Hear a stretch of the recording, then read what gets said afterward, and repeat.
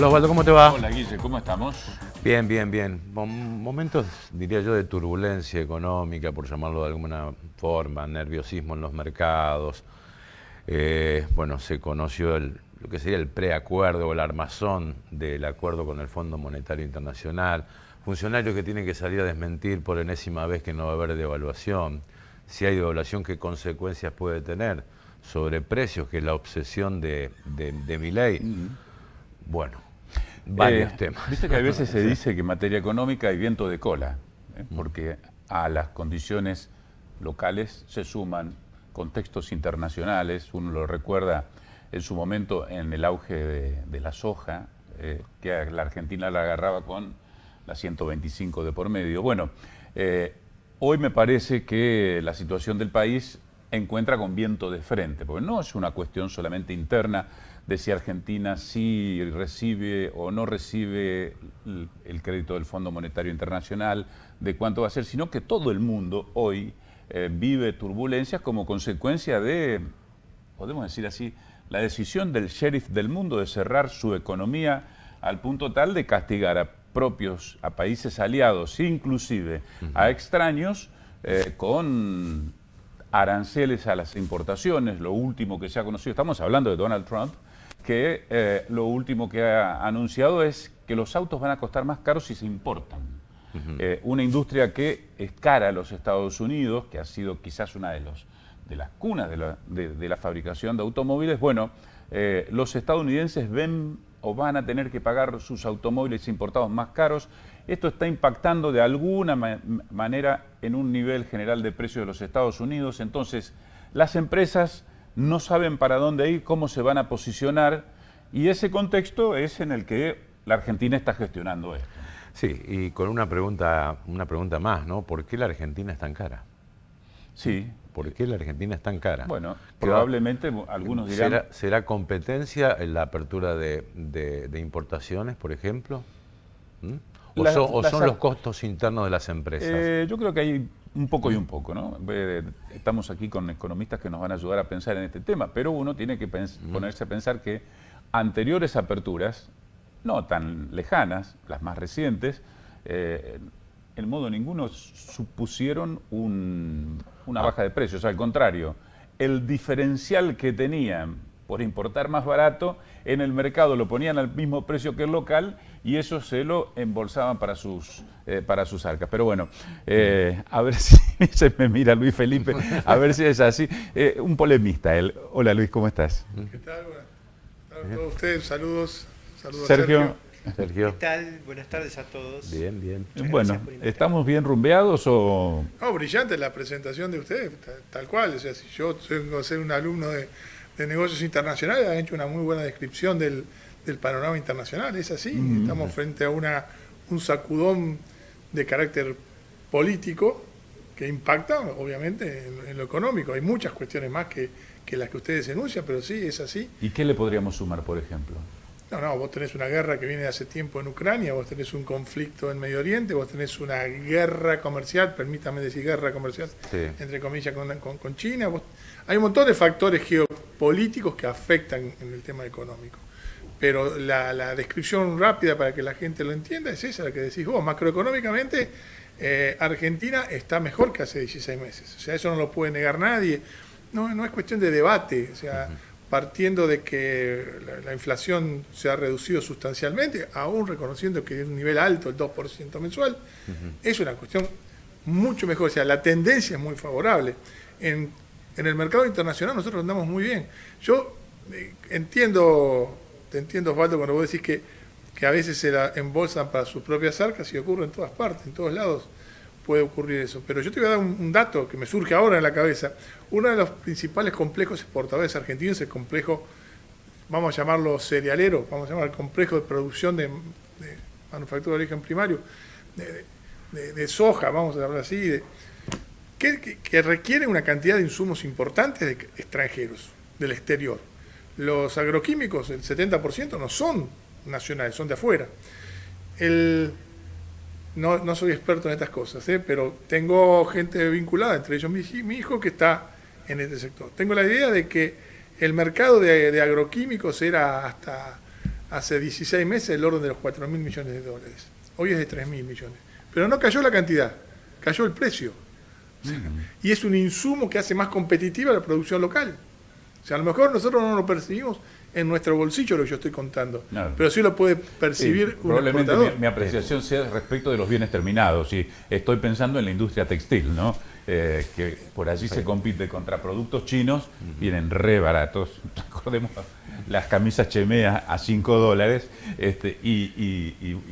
vamos a tener una idea de cómo impacta en la industria local, ¿no? Totalmente de acuerdo, pero vamos también a lo siguiente. Yo tengo un rol universitario, académico, y un rol de empresario, emprendedor. Hace toda mi vida he compartido estos dos perfiles.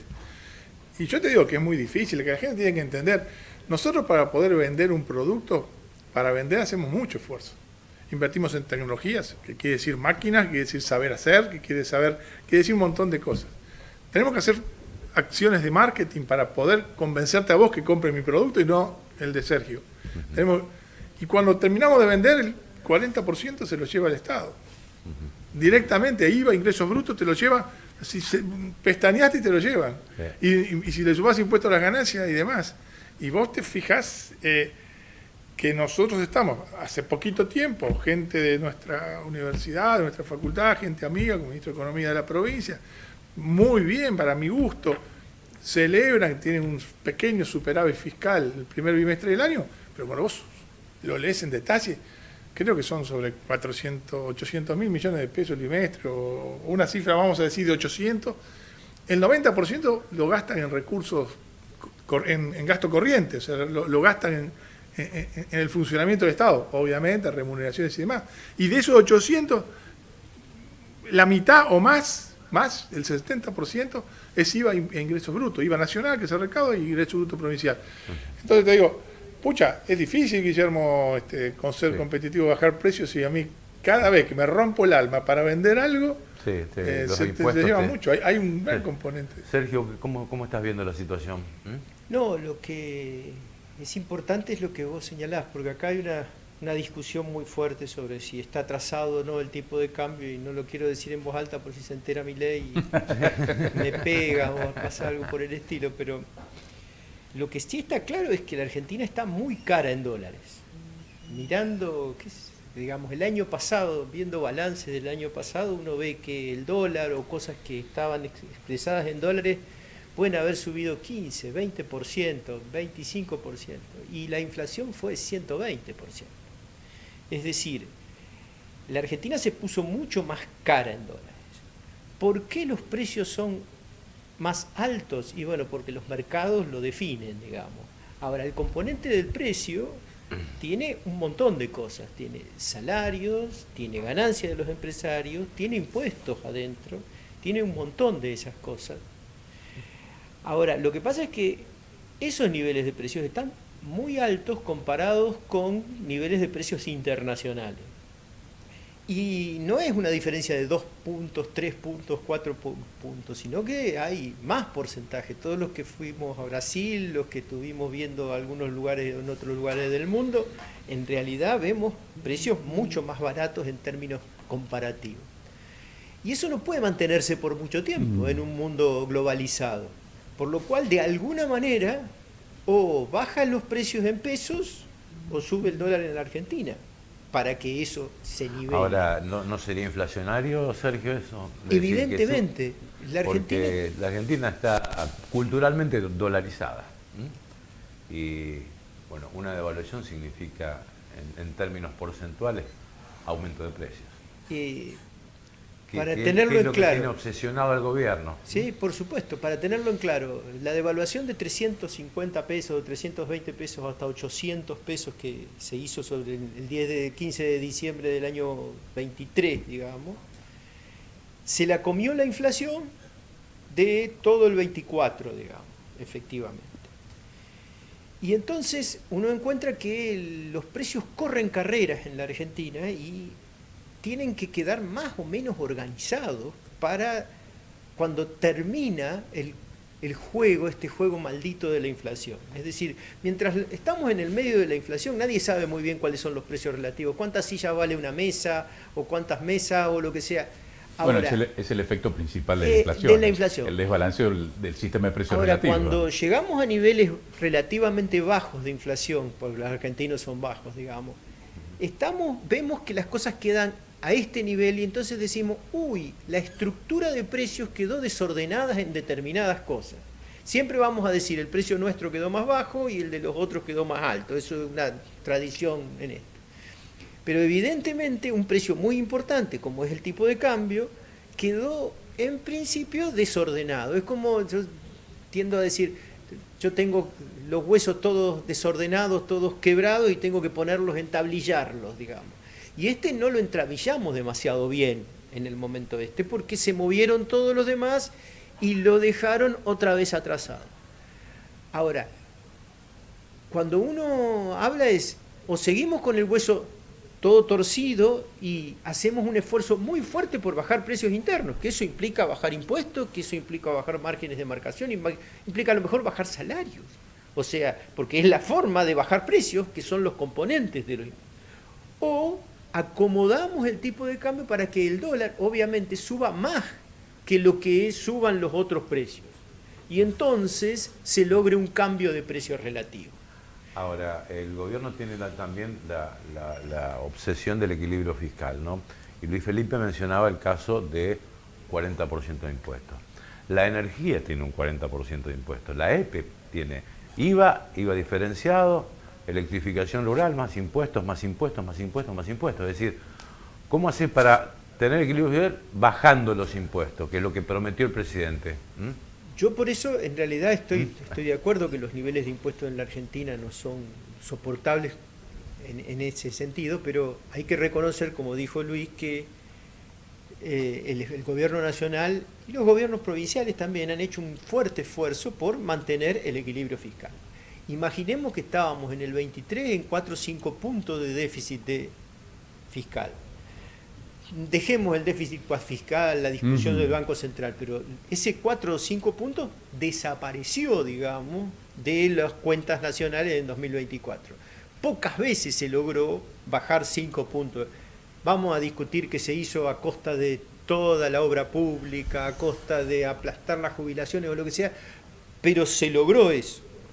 Ahora bien, para mantener un equilibrio fiscal, determinados niveles de impuestos deben existir, efectivamente, porque si no, no van a poder financiar el gasto. Quiero detener un ratito y quiero preguntarle a Luis Felipe. Decías el 40% de esos 800, bueno, de lo que son los ingresos tributarios de la provincia son IVA e ingresos brutos.